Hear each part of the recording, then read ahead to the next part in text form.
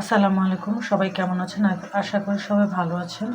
আমি আজকে ঘোড়া চিংড়ি দিয়ে, লাল শাক দিয়ে, টমেটো দিয়ে ঝাল ঝাল তরকারি রান্না করব। তো এর জন্য প্রথমে আগে থেকে আমি 5-7টা কাঁচামরিচ, তারপর চামচ আদা, 1 চামচ রসুন দিয়ে, তারপরে দুইটা পেঁয়াজ রসুন দিয়ে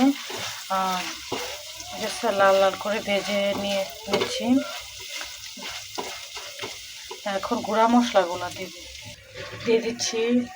লবণ 1 চামচ, 2 চামচ লবণ দিয়ে দিলাম, 1 চামচ হলুদ গুঁড়া, 1/2 চামচের কম মরিচ গুঁড়া, বরাবর 1 চামচ ধনিয়া গুঁড়া, সাথে দিয়ে দিচ্ছি সামান্য কিছু পানি যাতে মশলাগুলো পুড়ে না যায়। চুলার আঁচ মিডিয়াম টু লোতে থাকবে। এখন মশলাগুলো একটু নেড়ে ছেড়ে কষিয়ে নেব 1-2 মিনিট।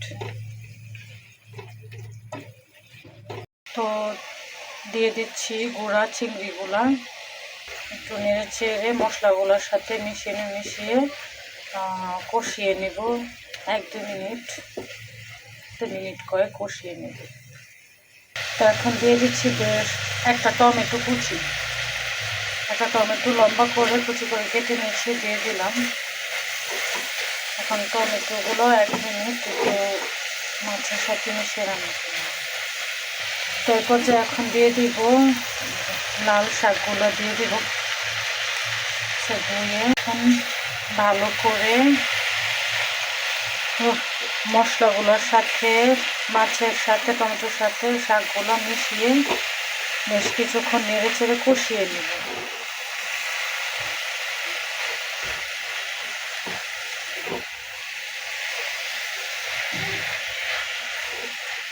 তো একটু নাড়িয়ে নিয়েছি। তো এখন ঢেকে মিনিট কয়েক রান্না করে নেব।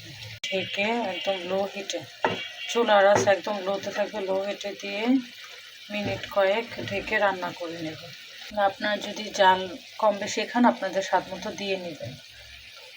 চুলার আঁচ একদম লোতে করে ঢেকে দিলাম, ঢেকে মিনিট কয়েক রান্না করে নেব। তো 3 মিনিট পরে ফিরে আসলাম। এখন আর একটু নাড়াচাড়া করে দেব।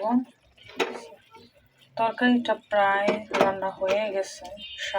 মাছ আর শাক দিয়ে তরকারি, আলহামদুলিল্লাহ অনেক সুন্দর একটা ফ্লেভার আসছে, গ্রান। তো আমার এই আজকের রেসিপিটা যদি আপনাদের ভালো লাগে, প্লিজ আমার ইউটিউব চ্যানেলটা সাবস্ক্রাইব করে দেবেন আর লাইক করে দেবেন, পাশে থাকবেন। আর যদি ভালো লাগে আর ফ্রেন্ডস, ফ্যামিলি, আত্মীয় স্বজন সবাইকে শেয়ার করে দেবেন।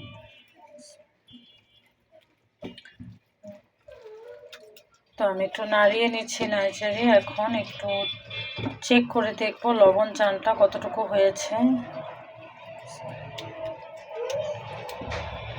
আমার রান্না কমপ্লিট, আলহামদুলিল্লাহ অনেক টেস্টি হয়েছে। লবণ জাল একদম ঠিকঠাক আছে, পারফেক্ট।